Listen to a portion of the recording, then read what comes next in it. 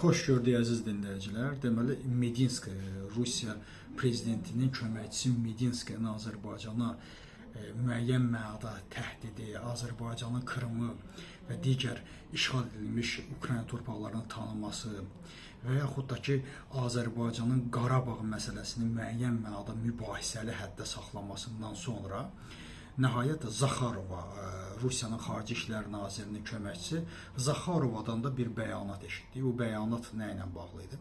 Bəyanat onunla bağlıdır ki, Azərbaycan NATO ilə əməkdaşlığını risklərindən danışıb.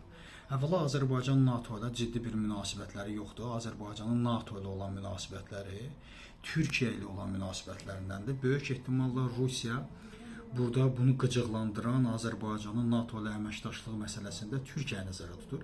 Çünki Türkiyə prezidenti ilə Azərbaycan prezidenti məhz Laçında axırıncı dəfə görüşdülər. Həm də Pakistan prezidenti də orada, baş nazir də orada iştirak edirdi. Və bununla bərabər Azərbaycan Pakistandan artıq 4,6 milyard dollarlıq GF-17'lərin 40'a çatdırılmasını da həyata keçirdi. Bununla işim yoxdur, bu ayrı bir prosesdir. Çünki Azərbaycana qırıcı təyyarələr satan ölkələr demək ki yoxdur. Rusiyanın qırıcı təyyarələri demək ki özünə bəs etmir. Öz istehsalı yalnız özünə aiddir. Azərbaycan Türkiyədən istehsal edəcək kana artıq talibdir, onu ala biləcək, amma onun üçün də müddəti ehtiyac var. Digər ölkələr isə Azərbaycana qırıcı təyyarələr satmır və Azərbaycanın demək olar ki, hava hücumundan müdafiə sistemləri, yəni qırıcı təyyarələri demək ki, köhnə Rusiya silahlarına, köhnə Rusiya qırıcılarına istinad edilir. Bu mənada Azərbaycanın bu parkı məhz Hindistan Çin müharibəsindən, üzr istəyirəm, Hindistan-Pakistan müharibəsindən sonra məhz GF-10'ların özünü yaxşı yoldan göstərməsi və nəzərə alaq ki, GF-17 4+5, 4+1'dir və daha yaxşı modifikasiya olunmuş versiyasıdır. Bu mənada qiymətləndirmək olar. İndi 40 dənə alıblar. Biz bunu qiymətləndirə bilmirik. Bu çoxdurmu, azdırmı, niyə almışıq ümumiyyətlə?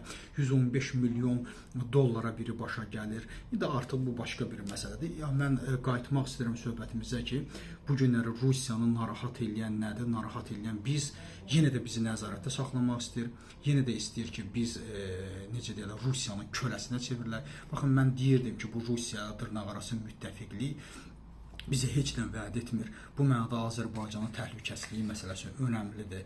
Azərbaycan NATO ilə də, Türkiyə ilə də və Avropa Birliyi ilə də nəhayət vəziyyətini yaxşılaşdırmalıdır. Çünki Azərbaycan nə qədər ki Rusiyanın başı Ukraynada qarışıb, Rusiya Azərbaycan üçün həmişə təhdiddir, həmişə də təhdid olmağa davam edəcək. Bu qədər ağır vəziyyətdə olmalarına baxmayaraq yenə Azərbaycanın daxili işlərinə baş salırlar. Azərbaycanı Türkiyə ilə əməkdaşlığından geriyə çəkmək istəyirlər və Azərbaycanın birdən Avropaya doğru gedəcəyinin indidən qarşısını almağa çalışırlar. Mən yenə deyirəm ki, Azərbaycan üçün ən yaxşı müttəfiq Avropa Birliyidir, Avropa İttifaqıdır. Biz nəinki Türkiyə ilə, NATO simasında Türkiyə ilə, biz Avropa ilə nəhayət imkanlarımızı yaxşılaşdırmalıyıq. Fransa prezidenti ilə də artıq görüşlər oldu. Hər biri ilə Avropa bizim üçün əsasən İngiltərə, Almaniya, İtaliya ilə çox yaxınıq. Fransa ilə də məsələlər, iqtisadi məsələlər və siyasi məsələlər həll olunmalıdır. Gərginliklər aradan qaldırılmalıdır. Onların da Azərbaycan üçün tələb etdiyi insan hüquqları məsələsidir, demokratiya məsələsidir. Bunu nəzərə almaq lazımdır ki, bu hüquq da, demokratiya da Azərbaycan xalqına lazımdır. Avropa Birliyinə yox. Avropa Birliyi bunu istəyirsə də bu çox normal bir istəkdir. Bu həmçinin Azərbaycan xalqının da istəyidir. Çünki Azərbaycan xalqının dövlətçiliyi də demokratik dövlətçiliyi əsasında formalaşmış bir dövlətçilikdir. Və biz bunu praktikada da həyata keçirməyə borcluyuq və bu Azərbaycan xalqına edilən ən böyük hörmət olar. İndiyənə qədər nə etmişik, amma bu gündən sonra da nə qədər ki Rusiyanın başı əzilir, biz də bundan istifadə edib öz regionumuzda daha güclü dövlətə çevrilə bilərik. Yalnız bir şərtlə ki, daha güclü Avropanı öz arxamıza almaqla, daha güclü ölkələrlə əməkdaşlıq etməklə. Təşəkkür edirəm diqqətinizə görə.